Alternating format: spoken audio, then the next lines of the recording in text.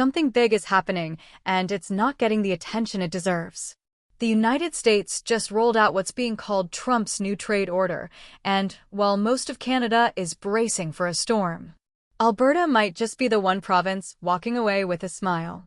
Now, before we dive into what's going on, let's just say this. If you think the trade wars of the past were bad, this one could redefine the relationship between Washington and Ottawa for decades to come.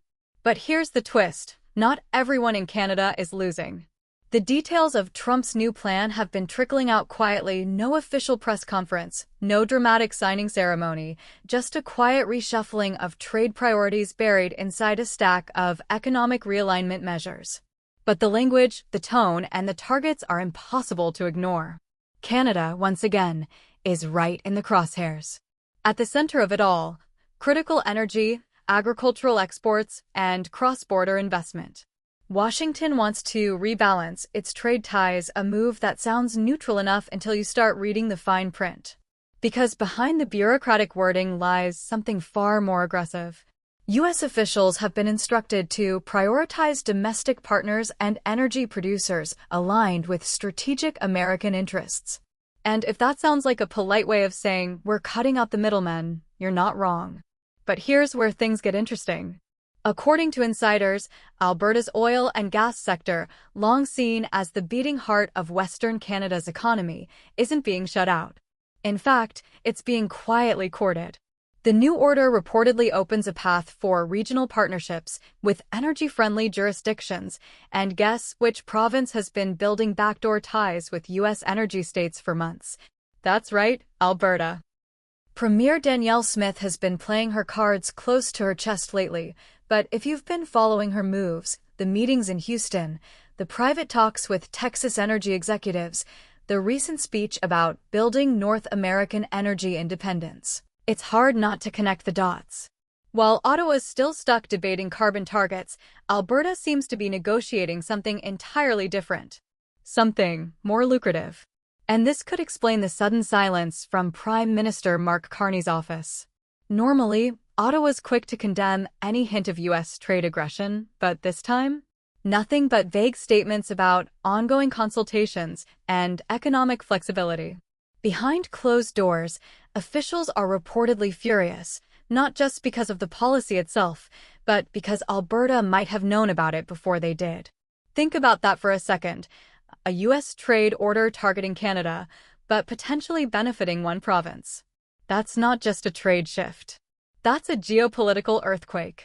Trump, of course, is framing this as part of his broader America First 2.0 strategy, a continuation of his first-term agenda, but with a sharper focus on energy security.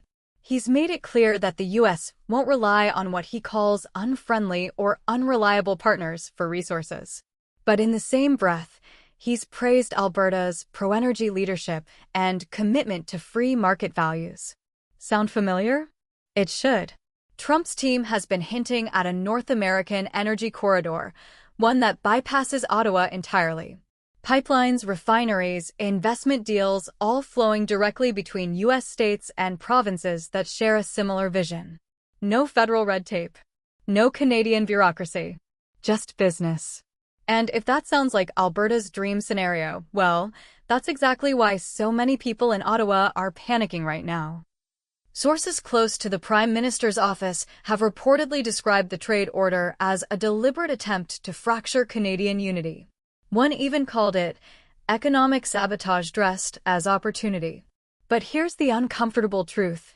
Alberta doesn't seem to mind. In fact, Smith's latest remarks suggest she sees this as validation, proof that her province's energy-first approach is finally paying off.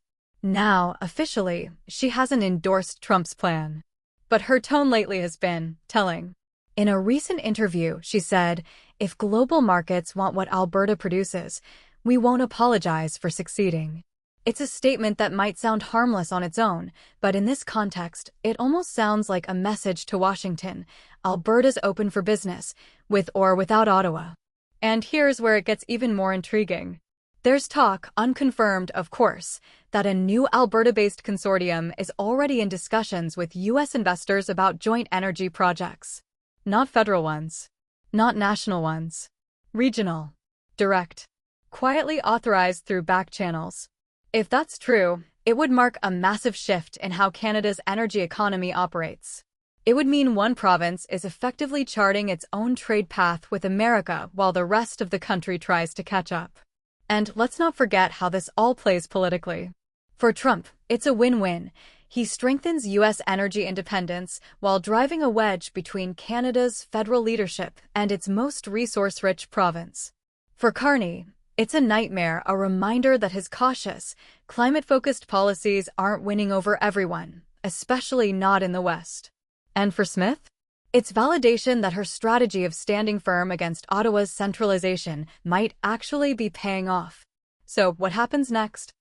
If Trump's trade order takes full effect and Alberta continues down this path, we could be looking at a historic realignment, one where the province's economy becomes more tied to the U.S. than to the rest of Canada. That might sound extreme, but remember, energy doesn't wait for politics. And neither does money. Carney, to his credit, has tried to keep things calm. He's urged national unity and warned against regional fragmentation. But even his closest allies know that if Alberta's economy starts booming under this new setup, it's going to be almost impossible to convince other provinces to stay the course. Because at the end of the day, politics is about results. And if Alberta wins big while Ottawa scrambles, Canadians everywhere are going to notice. There's one more layer to this story, the part no one's really talking about yet.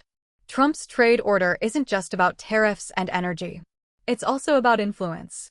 The U.S. wants to secure its resource supply for decades to come. And if that means offering Alberta a bigger seat at the table, one that Ottawa doesn't approve of, they'll do it. Quietly. Strategically. Piece by piece. And that's what makes this story so explosive. Because it's not just another trade spat. It's a shift in power, one that could redraw economic alliances across North America. So, while the rest of Canada worries about how to respond, Alberta might already be adapting and winning. Trump's new trade order may be the biggest challenge Ottawa has faced in years. But for Alberta, it could be the opportunity of a generation. And if that sounds like the start of something bigger, you might just be right.